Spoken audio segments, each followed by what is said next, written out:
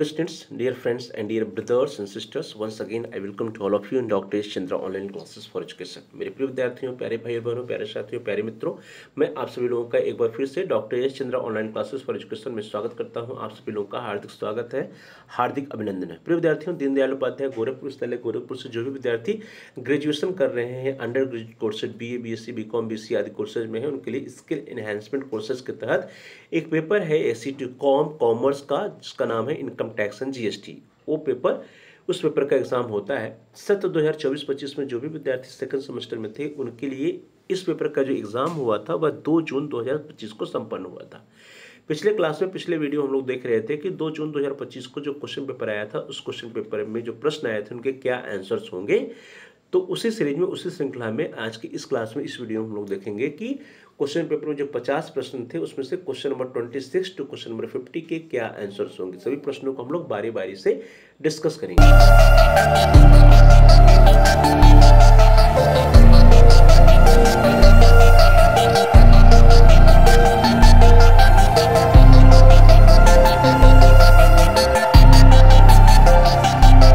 सबसे पहले question paper को ओपन करते हैं और क्वेश्चन पेपर में चूंकि हम लोग पहले पिछले क्लास में, पिछले वीडियो में बाकी के प्रश्नों की चर्चा कर चुके हैं, तो जो बचे हुए प्रश्न हैं from question number 26 to question number 50, उसकी चर्चा हम लोग करेंगे आज की इस क्लास में, इस वीडियो के अंतर्गत।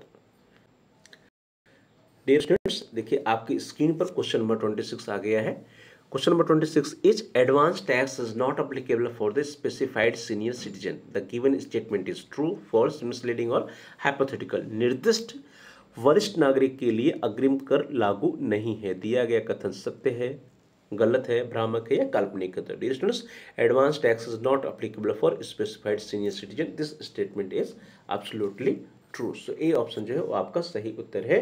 और जो स्पेसिफाइड सीनियर सिटीजन किसे कहते हैं? कोई भी इंडिविजुअल जो उसकी उम्र 60 साल या उससे अधिक है और उसकी जो इनकम का जो सोर्स है वो बिजनेस या प्रोफेशन नहीं है, तो उसके हम स्पेसिफाइड सीनियर सिटीजन के अंतर्गत आते हैं और उनके लिए अग्रिम कर लागू नहीं होता है। A specified senior citizen is an individual who is 60 years of age or older and does not have any income from business or profession. So in this way, A option is right option. Next question, question number 27. Advance tax shall be payable by any person in respect of current income is. किसी भी व्यक्ति को वर्तमान आय के संबंध में अग्रिम कर का भुगतान करना होगा यदि उसका जो है जो टैक्स बनता है वो कितना है, 50,000 और मोर, 10,000 और मोर, 1 लाख और मोर, या none of the above. Dear students, किसी भी व्यक्ति का एक फाइनेंशियल ईयर में जो इनकम है यदि उस इनकम पे 10,000 या उससे अधिक का कर बनता है, टैक्स बनता है, इनकम टैक्स बनता है, तो उसको एडवांस टैक्स फाइल करना होगा। तो इस तरह से जो बी ऑप्शन है आपका, दैट इज राइट ऑप्शन, 10,000 और मोर। Advance tax is payable by any person of their current income if their tax liability for the financial year is 10,000 or more. तो इस तरह से बी ऑप्शन जो है आपका, that is the right option. Next question, question number 28, प्रश्न संख्या 28। Question is a person includes, व्यक्ति में शामिल है। ऑप्शन है ए इंडिविजुअल एंड HUF, व्यक्ति, अकेला व्यक्ति एवं HUF। HUF stand for Hindu undivided family. B firm and company. C AOP, BOY, LA and every HOP, AJP and D all of the above. तो सबसे पहले आप समझ लें AOP क्या है। AOP मीन्स व्यक्तियों का संघ, association of persons.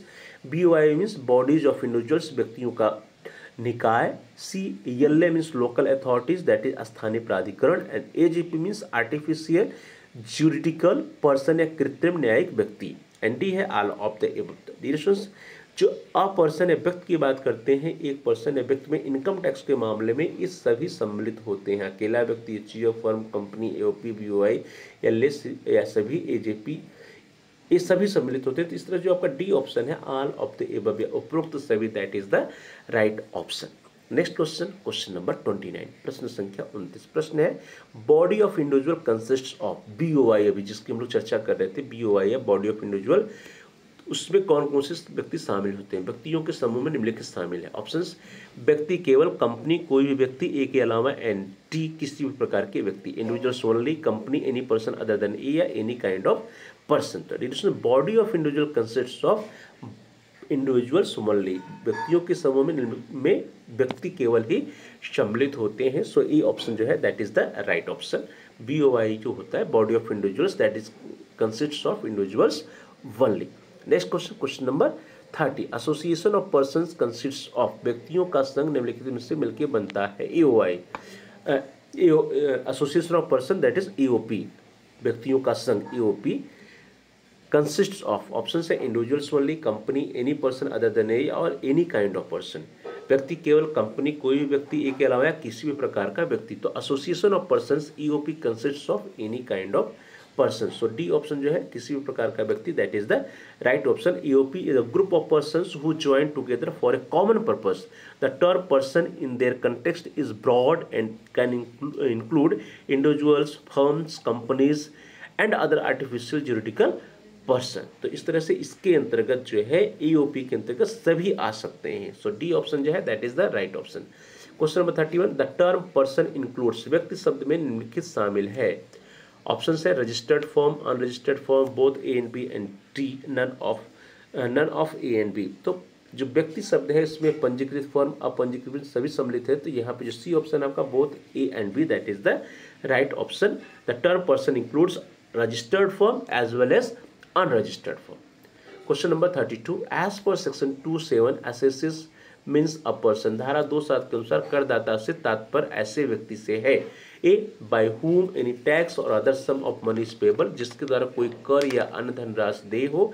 B, against whom proceedings has been taken under the act, जिनके विरुद्ध कार्रवाई की गई हो। C, a person deemed to be assessed in default, वह व्यक्ति जिसे डिफॉल्ट करदाता माना गया हो। या D, all of the above, या उपरोक्त सभी। Dear students, as per section 27 assessee means a person, धारा 2(7) के अनुसार करदाता से तात्पर्य ऐसे व्यक्ति से है। तो उसके अंतर्गत जो है ये सभी के सभी आते हैं। तो इस तरह से जो आपका डी ऑप्शन है उपरोक्त सभी, that is the right option, all of the above, या उपरोक्त सभी। क्वेश्चन नंबर 33, अब municipal corporation legally entitled to manage and control है municipal fund is taxable in the status of, एक नगर निगम जिसे कानूनी रूप से नगर पालिका निधि का प्रबंधन और नियंत्रण करने का अधिकार है, निम्नलिखित स्थिति में कर योग्य है। ऑप्शन है individual, association of persons, local authority, artificial judicial person, व्यक्तिगत व्यक्तियों का संघ, स्थानीय प्राधिकरण, या कृत्रिम न्यायिक व्यक्ति। तो राइट ऑप्शन क्या है? राइट ऑप्शन इज स्थानीय प्राधिकरण या लोकल अथॉरिटी। सो सी ऑप्शन जो है that is the right option. अगला प्रश्न है क्वेश्चन नंबर 34, प्रश्न संख्या 34। As per section 224 definition of income is, धारा 2(24) के अनुसार आय की परिभाषा है इंक्लूसिव, एक्सॉस्टिव, एक्सक्लूसिव या डिस्क्रिप्टिव। तो धारा 2(24) के अनुसार आय की जो परिभाषा है वह इंक्लूसिव है, समावेशी है। तो ए ऑप्शन जो है that is the right option. आयकर अधिनियम की धारा 2(24) आय की एक समावेशी परिभाषा प्रदान करती है। इसका अर्थ यह है कि यह परिभाषा संपूर्ण नहीं है और उसमें उन मदों को भी आय माना जा सकता है जिनका विशेष रूप से उल्लेख नहीं किया गया है, इसीलिए इसको इंक्लूसिव या समावेशी कहते हैं। So A option that is the right option. Question number 35, income includes the following type, आय में निम्नलिखित प्रकार शामिल है, legal, illegal, both A and B, या नन। तो डिस्कशन जो आय होता है, आय के अंतर्गत लीगल और इलीगल, वैध और अवैध सभी आय सम्मिलित होते हैं। इस तरह से जो सी ऑप्शन है that is the right option.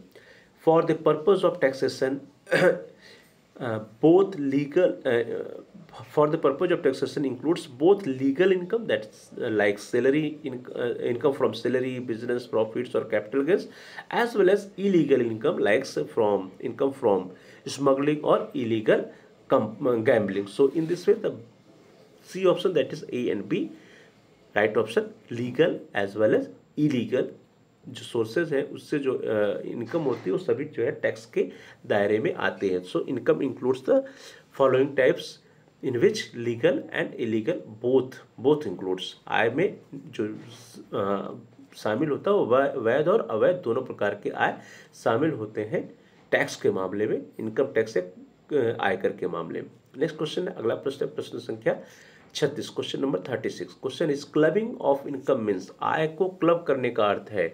Option है addition of the income of two partners, inclusion of income of the other person in assisted income. C है total of income of various heads and D collection of income.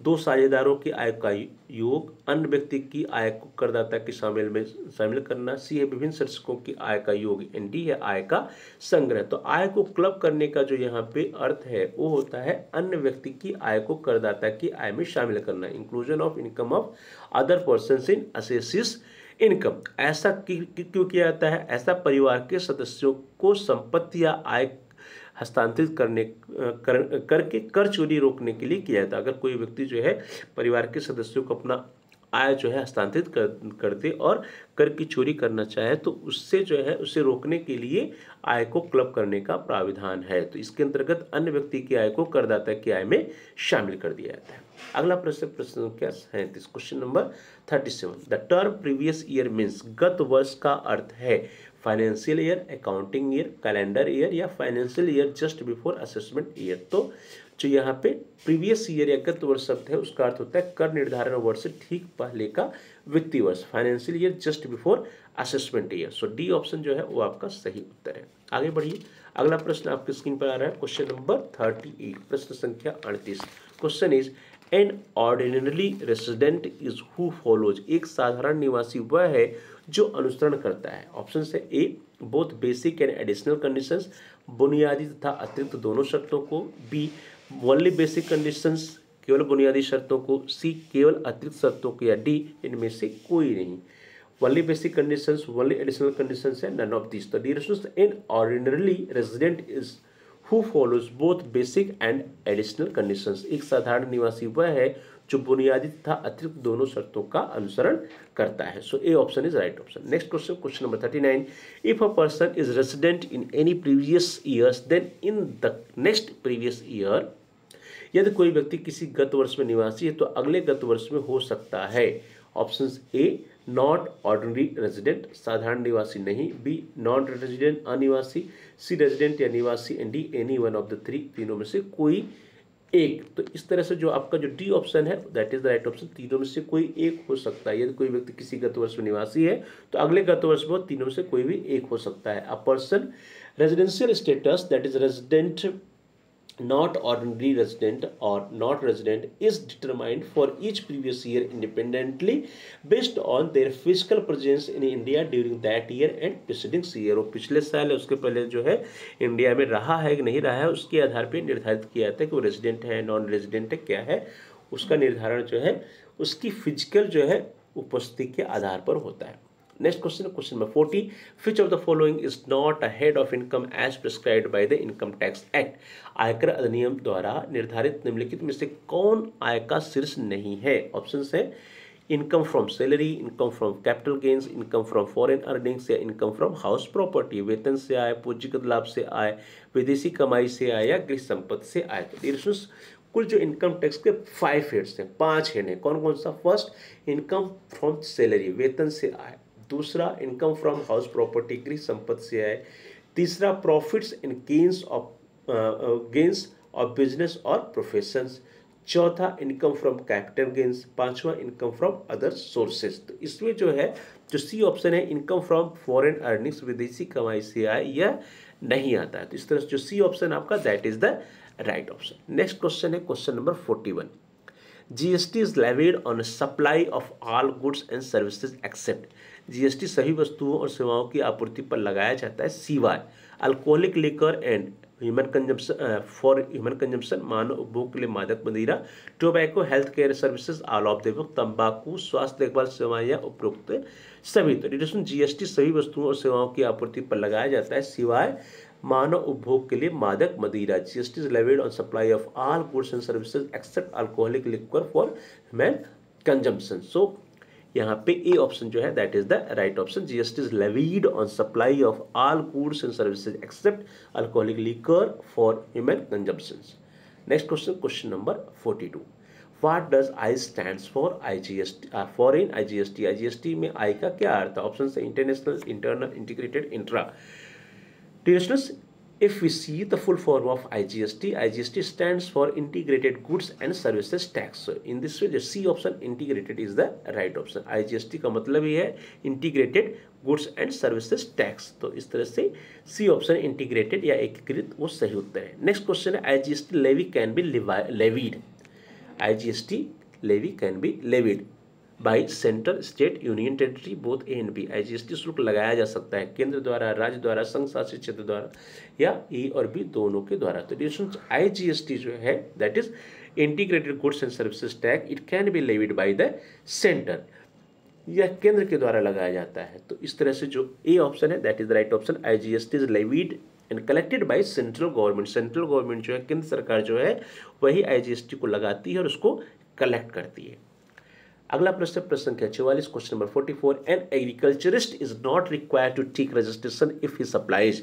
एक कृषक को पंजीकरण कराने की आवश्यकता नहीं है यदि वह निम्नलिखित चीजें उपलब्ध कराता है। Options are A, any agricultural produce, कोई भी कृषि उपज, B, any agricultural produce grown by him और अदर एग्रीकल्चरिस्ट, उसके अथवा अन्य कृषक द्वारा उगाई गई कोई भी कृषि उपज, C, agricultural produce out of cultivation of land, खेती की भूमि से उत्पन्न कृषि उपज, या D all of the above या उपयुक्त सभी। तो डियर स्टूडेंट्स, GST कानून के तहत किसी कृषक को पंजीकरण कराने की आवश्यकता नहीं है यदि उसके द्वारा की गई आपूर्ति केवल खेती से उत्पन्न उपज है, उसमें उनके या अन्य कृषकों द्वारा उगाई गई उपज सम्मिलित होती है। तो इस तरह से आप देखिए जो आपका बी ऑप्शन है, any agricultural produce grown by him और अदर एग्रीकल्चरिस्ट, उसके अथवा अन्य कृषक द्वारा उगाई गई कोई भी कृषि उपज, that is the right option. So B option is the right option. Next question, अगला प्रश्न, प्रश्न संख्या 45, what is the validity of the registration certificate. पंजीकरण प्रमाण पत्र की वैधता क्या है। ऑप्शन है 1 year, no validity, validity it is cancelled, and D 5 years, 1 वर्ष की, कोई वैधता नहीं, रद्द होने तक वैध, या 5 साल।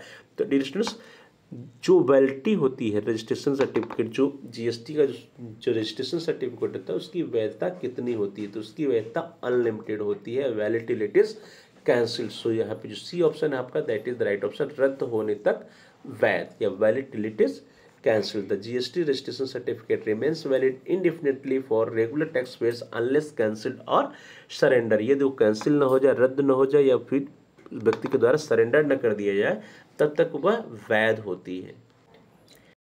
Next question is question number 46, which of the following taxes will be levied on imports.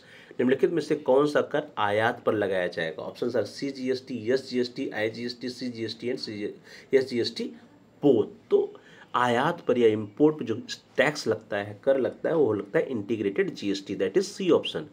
C option is right option, IGST या इंटीग्रेटेड GST लगाया जाता है इंपोर्ट्स पे।